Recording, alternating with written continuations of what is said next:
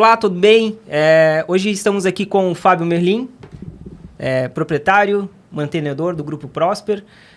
Vamos falar aí um pouquinho sobre gestão centralizada de uma rede de ensino. O episódio 3 do EduTalks, podcast EduSoft, em comemoração aos 40 anos da EduSoft, né? Seja bem-vindo, Fábio. Muito obrigado. Olá. É um prazer para mim estar aqui, podendo participar aí de um momento tão especial aí, né? 40 anos de empresa no nosso país, realmente não é para qualquer um, né? Antes de mais nada, meus parabéns a todos. Obrigado. Também estamos aqui com o Vitor, que é consultor da EduSoft há 19 anos já. Tem muita história aí para contar. Implantou o software lá na UniBR, que é uma das faculdades aí do Grupo Prosper. É isso aí, pessoal. Boa tarde a todos, né? Estou aqui também muito feliz, junto com toda a equipe, para falar um pouquinho sobre esse trabalho que também foi feito lá com a Prosper, né? E bater um papo aqui bem legal com todos vocês. Show. Fábio, conta um pouquinho aí da tua história. A gente estava falando sobre a aquisição do mentor lá com o Seu Joy, né? O Seu Joy, que é o proprietário da EduSoft. Fala um pouquinho da tua história, um pouquinho da história do grupo, para a gente ir conversando, fazendo esse bate-papo gostoso aí sobre isso. Bom, eu costumo dizer, onde eu tenho oportunidade, que a minha história ela é um pouco de uma repetição aí de alguns mantenedores que começaram, né? A única diferença é que eu não sou, né, ou nós, eu costumo dizer, porque sou eu e minha esposa que somos sócios, nós não somos filhos de mantenedores, né?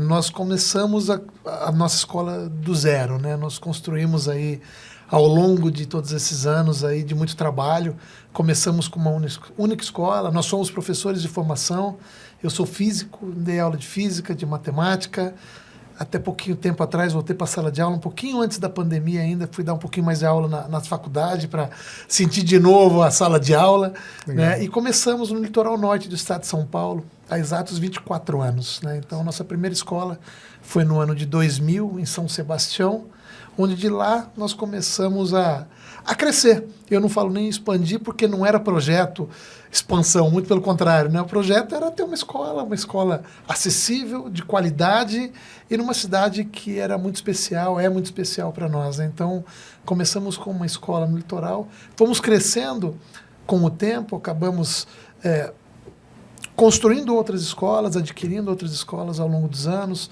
Então, hoje nós estamos no litoral norte do estado de São Paulo todo, estamos no interior de São Paulo, estamos em Minas Gerais, estamos no Rio Grande do Sul, na Grande São Paulo e na Baixada Santista. Então, ao longo desses 24 anos, a gente foi, de fato, um degrau por vez, mas fomos construindo aí a nossa história com muito trabalho, né, passando por muitos desafios, que acho que nós vamos falar um pouco sobre isso também, mas acima de tudo acreditando, né? Acreditando no poder da educação, no poder da transformação da educação. Eu falo que eu fui tocado por isso, eu falo com muita tranquilidade. Meus pais não tiveram oportunidade de estudar, eu sou filho de pais que tiveram muita dificuldade, que não conseguiram concluir nem o primeiro grau, e o sonho do meu pai e da minha mãe sempre foi que os filhos estudassem, né? Então, o valor da educação dentro de casa sempre foi muito grande, né? E assim foi. Esse ano eu completo 50 anos agora em maio, com 37 anos de trabalho, desde o meu primeiro emprego, né? Então, eu gosto muito de falar isso, porque nada é fácil, né? Tudo é com muito suor, muito trabalho, muita dedicação, mas fundamentalmente com transformação através da educação. A gente acredita muito nisso. Que legal. E qual é esse sentimento de... Hoje vocês têm um público bem específico, né? Falando um pouco aí sobre a graduação. Qual que é esse sentimento de ver as pessoas se formando, tendo um bom trabalho, conseguindo crescer na vida, formando suas famílias, por meio, né, de uma coisa que você está proporcionando? É fantástico, né? Eu acho que a gente acaba sendo abençoado aí por trabalhar especificamente com o público que a gente escolheu, né? Quem é esse público? É o público trabalhador, né? Não falando que o outro público é pior ou melhor, mas o público trabalhador tem uma coisa da necessidade, de fato, de mudança, né? Uhum. E a gente consegue perceber isso. Então, a gente costuma dizer que os alunos que se formam com a gente na graduação, eles não necessariamente, né, vão ser presidentes de empresa, isso, aquilo, mas podem ser também, sem dúvida alguma. mais a gente consegue mudar a vida deles. Então, todos eles, e a gente consegue medir isso, de fato, conseguem uma ascensão social após a graduação. Claro, ao longo da graduação também, né? Porque você acaba criando relações importantes no caminho e você consegue fazer seu network para ir avançando na carreira, mas você faz, de fato, a transformação. A gente tem aí um número lá que é mais de 80% dos nossos alunos, eles são os primeiros das famílias deles a ter um curso de graduação. Nossa. Isso muda a vida da pessoa, e muda de fato. Né? Num país como o nosso, que é difícil demais, né? Para você empreender, para você trabalhar, para você conquistar as coisas, já é difícil com o estudo, imagina sem o estudo. Né? Então, eu acho que a gente acaba proporcionando e mostrando de verdade para cada um deles o quanto isso lá na frente vai fazer uma diferença. E, de fato, isso vem acontecendo e a gente fica muito feliz com isso. Que legal. E imagino que para vocês a sensação de trabalho feito, né, concluído, você vê aquela missão cumprida, né? Missão cumprida, né? Você comentou de mudar a vida da pessoa, mas na verdade você muda às vezes a vida da família, né? É isso aí. Criando até oportunidades para os demais irmãos e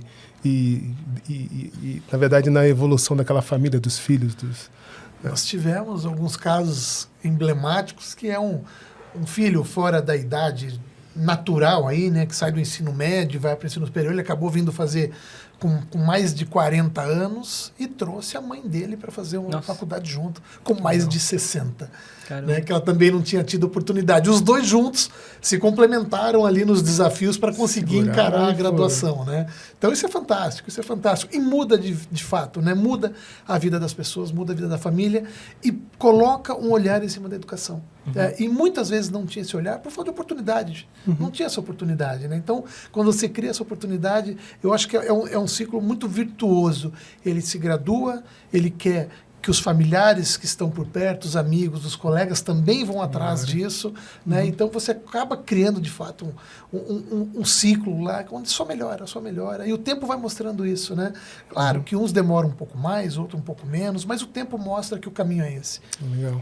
E aquela máxima, né, que a educação muda a vida da pessoa, ela é verdadeira, né? Sim. É totalmente verdadeira. Totalmente verdadeira. Só tem bons frutos a colher disso, Exatamente. né? Eu acho que a gente tem histórias, né, bonitas e inspiradoras no nosso país, mas você vê os países desenvolvidos, né, onde se investe em educação com mais seriedade, com mais cuidado, né, com mais rigor, né, olhando de fato, né, desde a criança, né, desde dos primeiros anos e tudo mais, até a sua graduação, né, você vê que a coisa avança. Né? Então, sim, com certeza. eu acho que assim, não tem como a gente fechar os olhos para isso. Tem que investir em educação. Não tem outra receita, né? A receita básica é a educação. Ela transforma o ensino, ela transforma.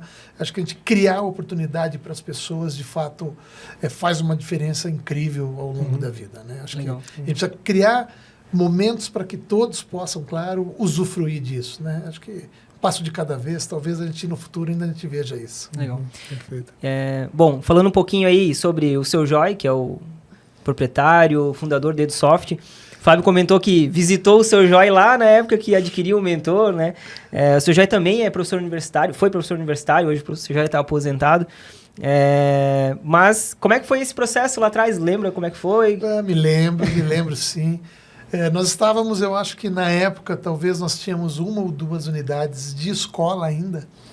Acho que nós não tínhamos nem a faculdade quando nós começamos junto dessa parceria junto da EduSoft, né?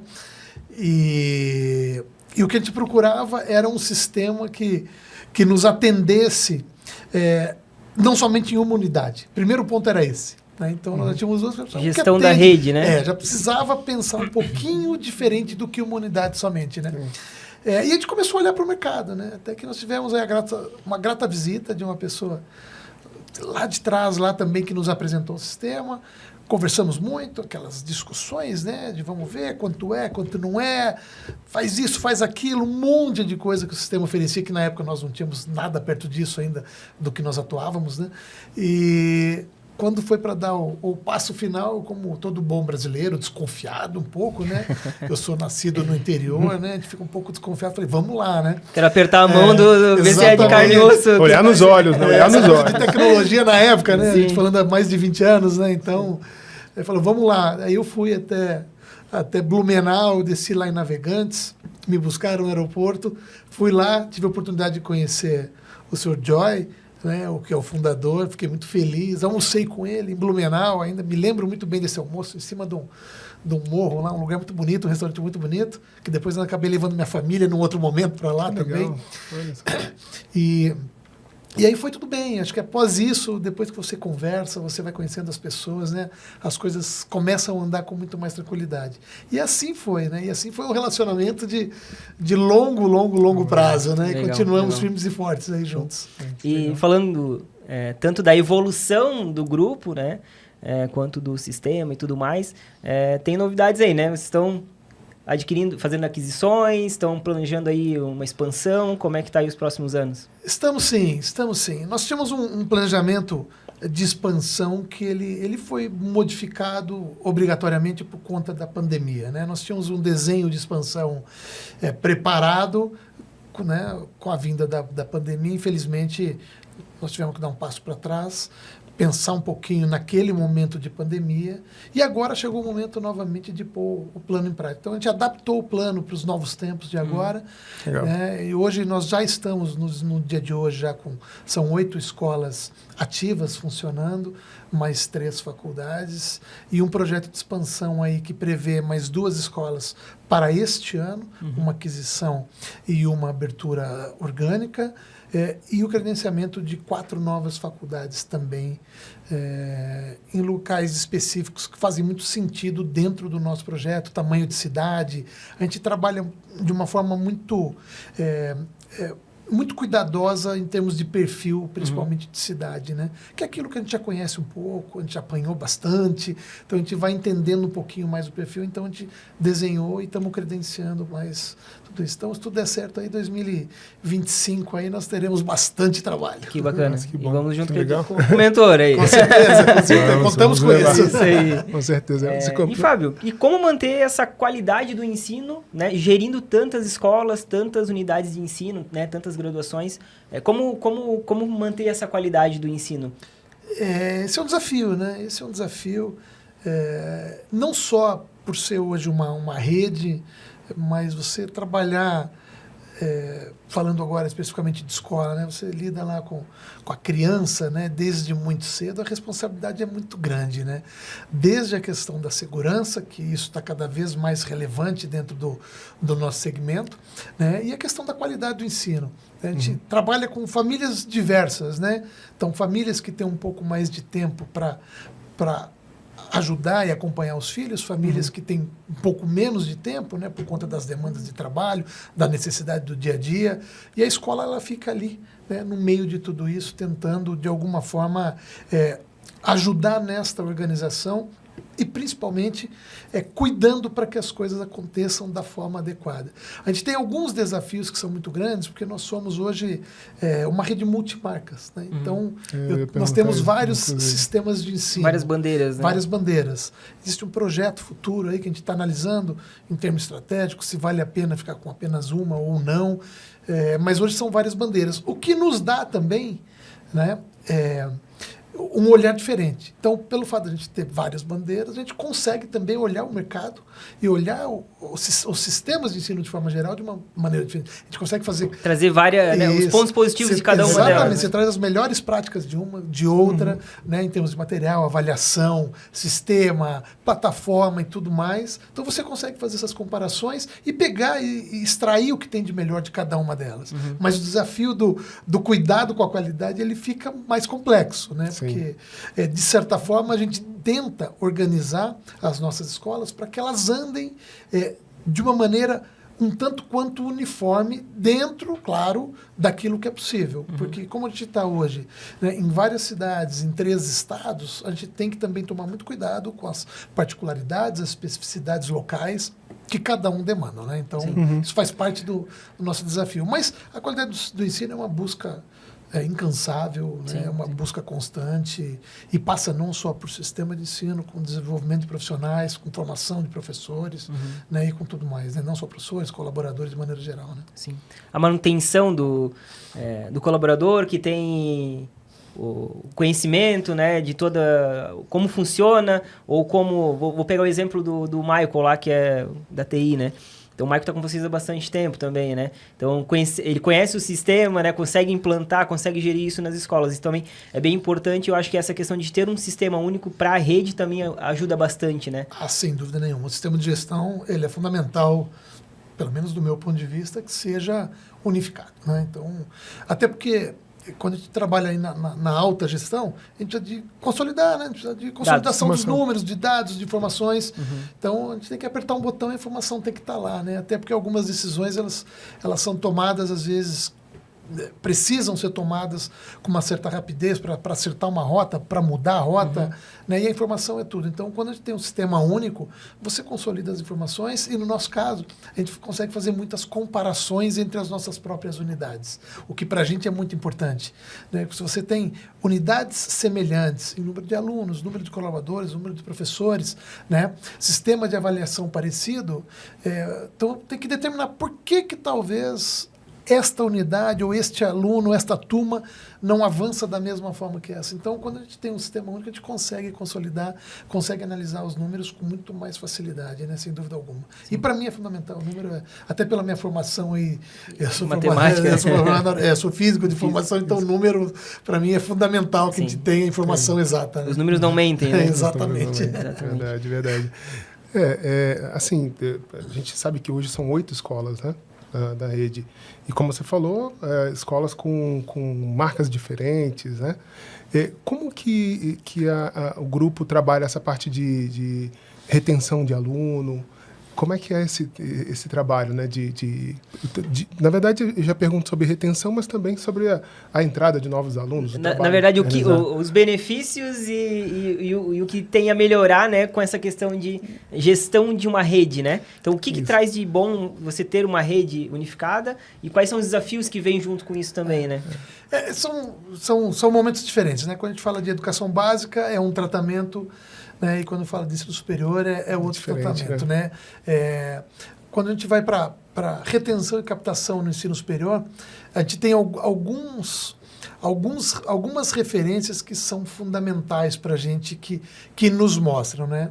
Entre elas, no ensino superior, por exemplo, né? Presença de aluno. Né? O aluno começou a não participar muito das atividades, das aulas, ele acende uma luzinha vermelha. Né? Se ele tem uma dificuldade financeira, né, até por se tratar aí de alunos trabalhadores que vão lá, que é eles mesmos que pagam as mensalidades, que tem né, com muita dificuldade e tal. Então, se ele começa lá a dever duas, é um outro indicador de uma possível evasão.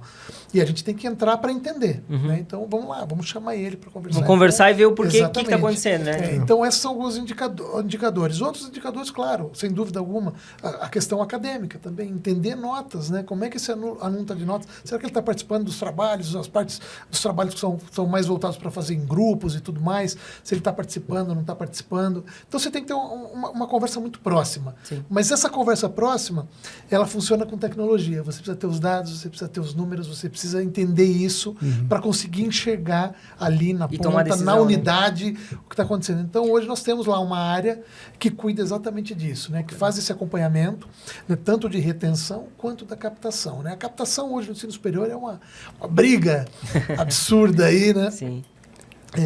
Onde, infelizmente, ainda algumas coisas levam a uns preços, valores hoje que acabam ficando muito baixos, né?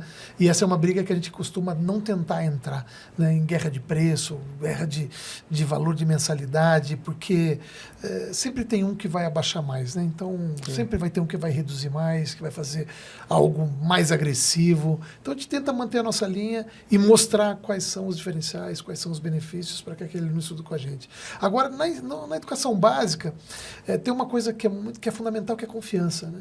É confiança. Se o pai coloca... Nós temos desde a educação infantil, né, até o ensino médio, em todas as unidades.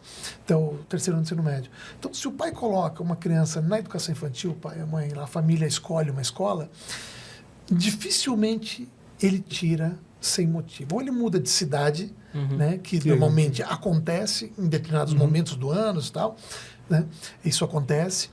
Ou então ele tem uma dificuldade financeira que não conseguiu, de alguma forma, fazer um acordo ou não, embora a gente facilite o máximo possível para que eles permaneçam conosco, né? Ou alguma coisa que, de fato, deixou o pai insatisfeito com a escola. Então, nós temos que entender cada ponto ali que tem. Então, mas se ele entra na educação infantil, você faz um bom trabalho, você tem a confiança dos pais. E nada melhor para uma escola do que um pai que, de fato, confie na escola, né? Porque ele chega lá e deixa o filho dele. Tem pai que deixa de manhã e pega fim de tarde só, né? E é a coisa mais importante da vida dele, que ele está entregando então, ali. a Né? confiança, ela é fundamental. A confiança, ela é fundamental. E eu vejo duas coisas bem importantes nisso, né? Que é o pai ter a confiança porque ele está deixando o filho dele sob a responsabilidade da escola, que é a coisa mais importante da vida dele. E também na formação do aluno, porque o aluno ali, ele está formando a amizade que ele vai levar para a vida toda, ele está se desenvolvendo como pessoa, está se desenvolvendo lá na frente como profissional, né? A parte profissional dele, isso vai levar ao que ele muitas vezes viveu lá no ensino médio dele, algo nesse sentido. Então, a escola é um ponto extremamente importante na vida de um ser humano. Né? Tem que ser um ponto seguro, tem que ser um ponto confiável, tem que ser um ponto onde tenham pessoas que, de fato, estejam preocupados com os alunos que estão lá dentro. Não estão lá somente para trabalhar e receber, embora todo mundo, claro, tem que trabalhar, tem que receber o seu salário, mas não só. A educação é diferente, né? A educação é diferente. Eu acho que educação, você não pode só atrapalhar porque você não conseguiu um emprego, eu vou trabalhar numa escola. Não. Educação você tem que ser um minimamente vocacionado para lidar com pessoas. Primeiro que você lida fundamentalmente com pessoas. Tá? Então, aí você já limita um pouco, que tem gente que não gosta, né? Tem gente que prefere trabalhar sozinho, trabalhar num escritório, falar com pouca gente, né? Trabalhar de outras formas, que é perfil, e é normal, natural, e acho que tem espaço para todo mundo. Agora, na escola é fundamental, né? Que as pessoas que estejam lá estejam em paz, porque eles vão lidar com pessoas o tempo todo. Você lida com colegas de trabalho, você lida com pais de aluno, você lida com aluno, e você lida com os terceiros que estão ali fazendo a escola se movimentar e existir o tempo todo, né? Então, fundamentalmente, tem que gostar de pessoas, tem que gostar. Não dá para não gostar e não dá para ter um senso de responsabilidade, um senso, a gente usa às vezes um pouco essa palavra, de cuidador, né? Porque você tem que ter um cuidado de fato diferente, você tem que ter um cuidado específico. Você tem que olhar para uma coisa, você tem que perceber, né? Nos dias de hoje ainda, que a gente se discute muito a questão da depressão já na infância, as dificuldades, ansiedade, a criança que está um pouquinho isolada. Então, se você não tiver um olhar, né, mais específico para isso, muitas coisas passam. E acho que a escola consegue prever algumas coisas desde que todos estejam lá muito antenados naquilo que estão fazendo. Legal. Show de bola, perfeito. Eu acompanhando ali as redes sociais também de vocês, vocês participaram da Bet Educar também no ano passado? Fizeram um trabalho... A gente participa, viu? É um investimento que para a gente é fantástico. O ano passado nós levamos muita gente para lá. Uma galera. Levamos. A gente costuma dizer, sabe por quê? Eu participo disso desde sempre, desde a minha primeira escola. Eu sempre ia lá, participava, eu e minha esposa, a gente ia lá. Comprei muita coisa na época, que antes da Bet Educar ser Bet Educar, era só educar antigamente, né? E a gente comprava coisas lá e tudo mais, né? Só que aí, durante um tempo, a gente percebe que se você não leva muita gente, as pessoas não compram as ideias, né? Eu ia para a Bet Educar e voltava fervendo.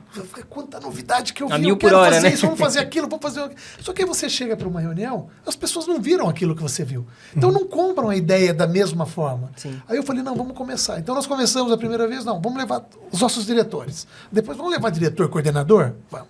Então vamos levar agora diretor, coordenador e pelo menos um professor? Agora vamos levar professor, vamos levar de dois, três segmentos? Infantil, fundamental, médio? Vamos. Aí nós levamos a faculdade. A faculdade eu estou levando diretor da faculdade, coordenador de pedagogia e um aluno do curso de pedagogia. Nossa, de cada uma das nossas faculdades. Porque eu quero que o nosso aluno de lá Já perceba isso hoje, o movimento que está tendo, as mudanças que estão acontecendo, e nada melhor do que, né, um espaço desse extremamente fervilhante. fervilhante, Vai rico, respirar, né? Rico demais, né, em informações, em novidades, em tendências e tudo mais. Então, eu acho que é um espaço muito legal para isso, né? Então a gente investe de fato nisso e fico muito feliz por isso também. Já tive a oportunidade de palestrar lá em alguns momentos. Esse ano de novo vou ter. Então é muito gostoso tudo isso que acontece, porque eles também voltam daí e replicam as mesmas coisas. Eles falam lá, Chegam né? com a animação a Eles mil. falam das novidades, eles falam do que está acontecendo. E aquilo, né, vira um ambiente bom para discussão, para debates futuros também. Né? Tá todo mundo na mesma sintonia, né? Exatamente. Pensamento alinhado. Show de bola. Esse ano vai participar de novo na BET? Vai palestrar? Vou sim. Eu fui convidado lá por um dos patrocinadores lá da BET também. Falar um pouco sempre do que a gente fala, de educação, educação básica principalmente, dos desafios, né, das dificuldades, e também principalmente nesse movimento pós-pandemia. Né? A gente teve um período aí complexo e agora as coisas estão mudando de novo, o mercado está mais aquecido novamente. Né? Eu costumo dizer que se a gente fizer escola privada, tem algumas coisas, né? Como se você fizer uma pesquisa para qualquer pessoa, se colocar 100 pessoas, falar se você prefere estudar numa escola pública ou privada, prefere, não se você pode. Ele vai falar que prefere. Então, ou seja, a escola privada hoje ela tem muitas oportunidades. Um pouco pelo que ela própria faz, né? E trabalha, e investe, e um pouco também, infelizmente, pelas deficiências que ainda existem em algumas áreas da educação do poder público. Né? Então, a gente acaba ficando no meio do caminho ali. Então, a gente precisa saber o que está acontecendo para poder falar, poder discutir. E acho que quando você discute em alto nível e coloca as coisas de maneira transparente, acho que todo mundo tende a ganhar. Né?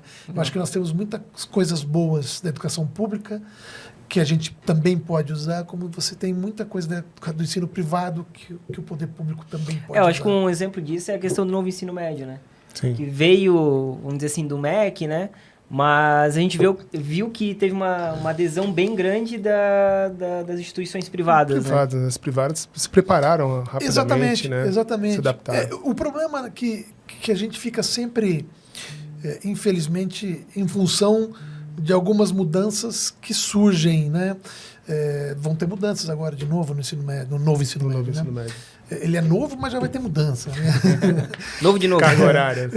Exatamente. Então, eu não estou nem discutindo se são mudanças boas ou ruins, mas o que falta um pouco para a gente é de fato um plano de educação nacional que passe por cima de questões partidárias, sim, né? Sim. E você faça um plano de fato de Estado, né? E seja não de partido, prazo, né? Seja a longo prazo, que olhe a educação como um todo, né? Que olhe a educação desde hoje uma das principais dificuldades, na verdade, é a mãe que precisa trabalhar, muitas mães solos principalmente, que não tem com quem deixar o filho, né? Então, se você não tiver também uma creche, um berçário adequado, você não consegue colocar no mercado de trabalho. Já desde a base, né? Você já começa de uma forma prejudicando os menos favorecidos, né? Então, você já cria. Em Botucatu, na nossa faculdade, na UniBR Botucatu, nós criamos um programa, que agora nós vamos colocar nas outras faculdades, que se chama Unikids. Tá? Nós abrimos um número de vagas para mães que querem estudar, mas não tem com quem deixar os filhos no período noturno.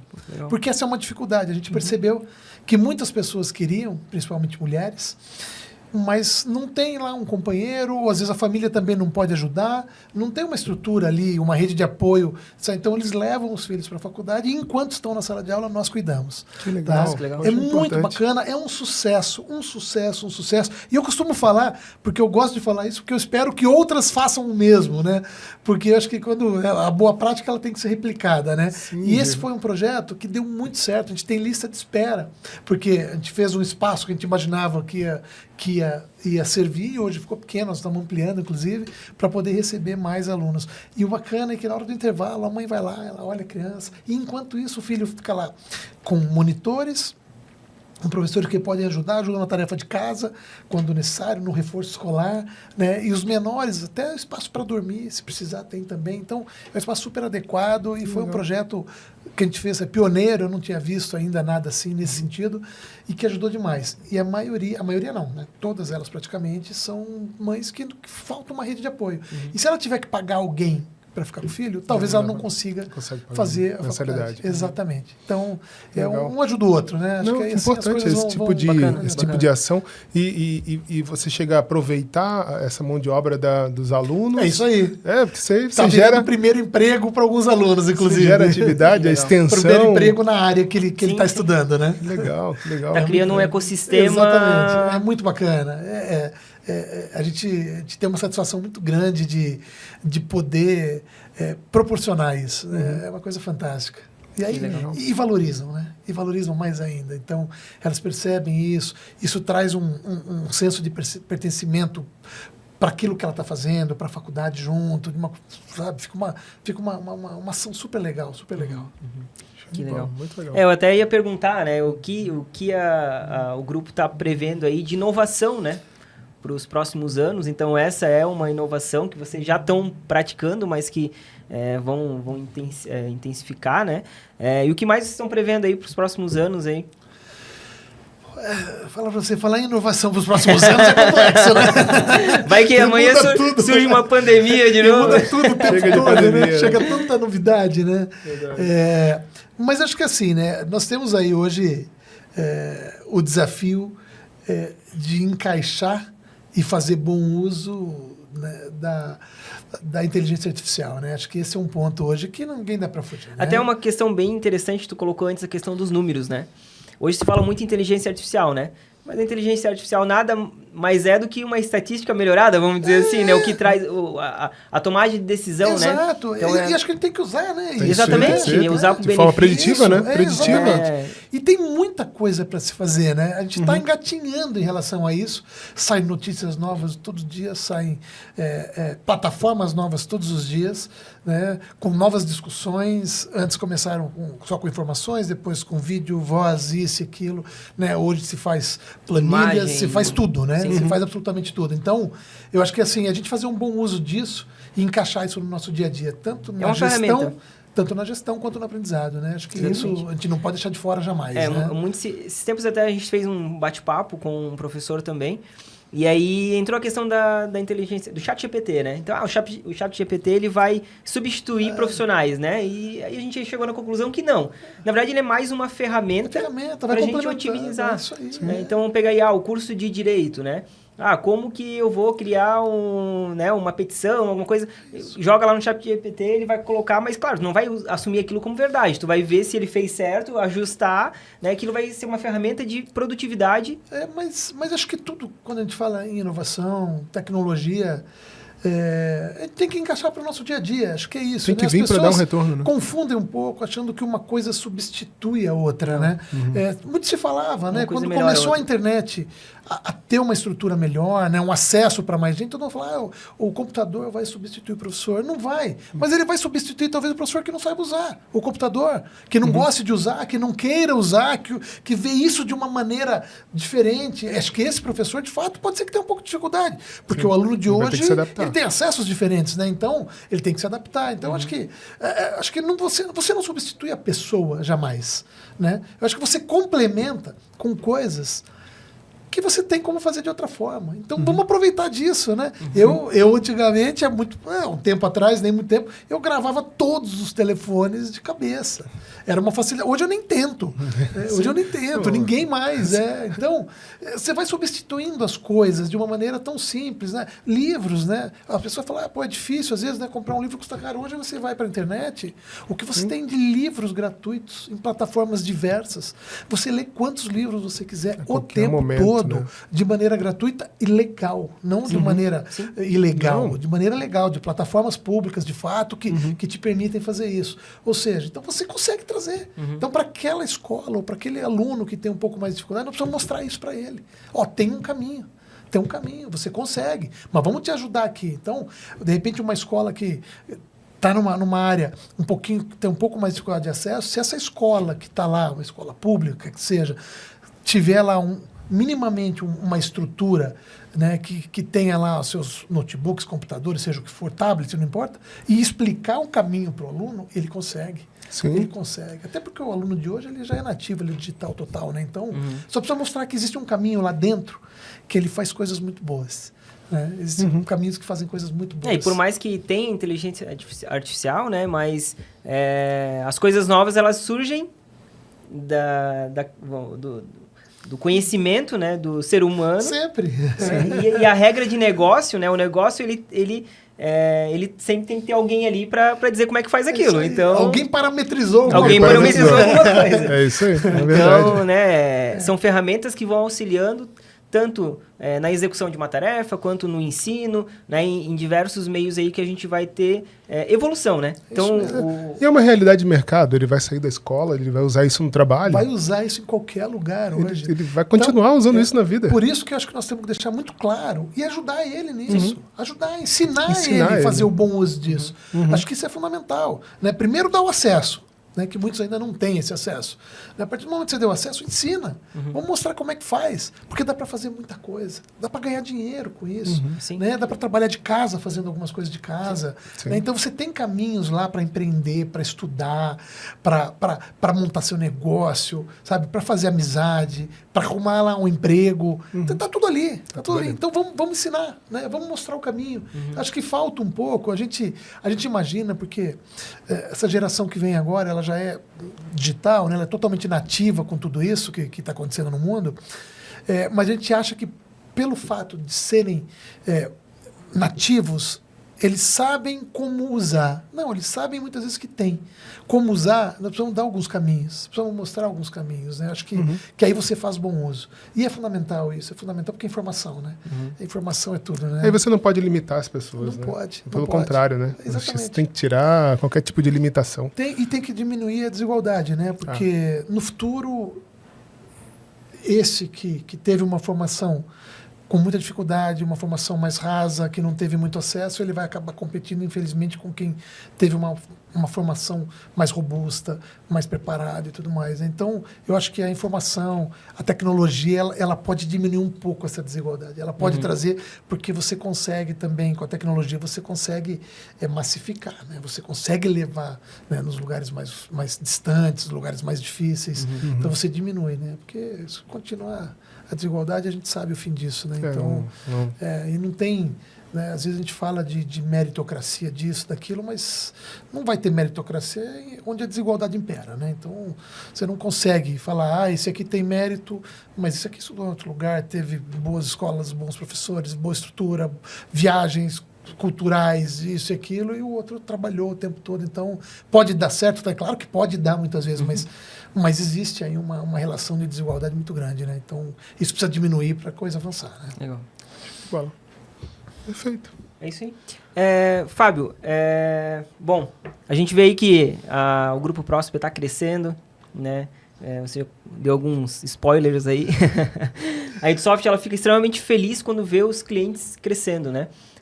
Assim como para vocês, o cliente é o aluno, e quando vocês, né, identificam ali um aluno que teve um sucesso, que cresceu na vida, né, por meio de uma educação que vocês levaram para ele, isso traz uma gratidão muito boa para vocês, né, muito grande para vocês.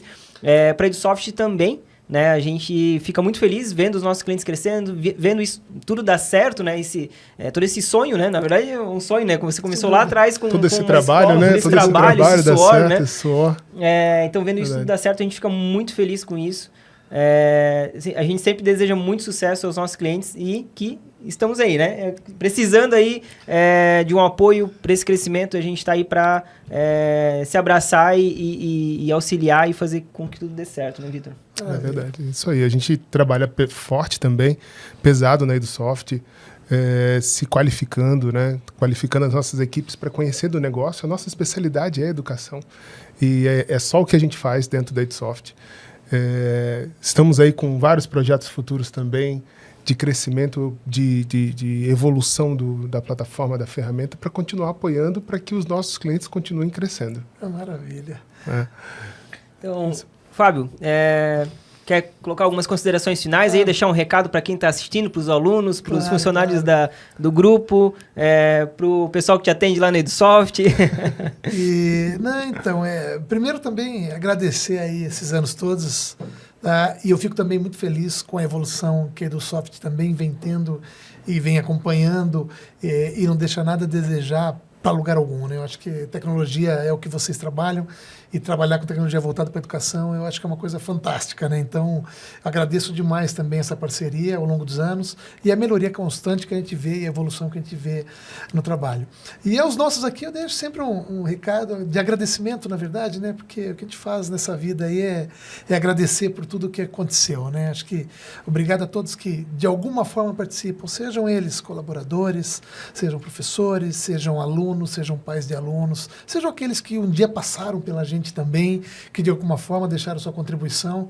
E claro, né, o trabalho todo aí que minha esposa tem junto de mim, também a Maria Amélia, tá? E agora meu filho começou na empresa este ano, se formou na universidade e quis vir trabalhar também. A gente vai plantando algumas coisas, né? E foi uma vontade dele vir e eu fiquei muito feliz, né? Dele estar vindo também.